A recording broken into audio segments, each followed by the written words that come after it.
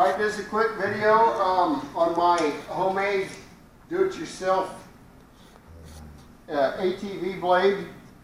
This started out originally from here to here as a 5-foot blade, and then after a while I decided I was going to put these 10-inch extensions on it.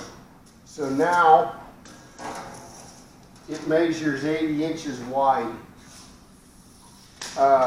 This is on a 2009 Articat 550.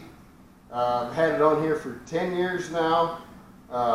Hasn't missed a beat, hasn't bent, haven't had to fix it, haven't had to repair anything.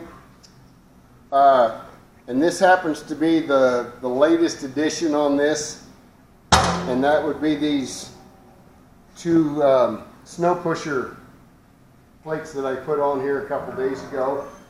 We've got almost 36 inches of snow in the last 3 days, and trying to keep up with this blade is just not cutting it. So what I've done is added these snow pusher sides to it. I'm going to turn this so it's straight on instead of angled, and then go out and hit some snow and see how it works. So coming up here is going to be the second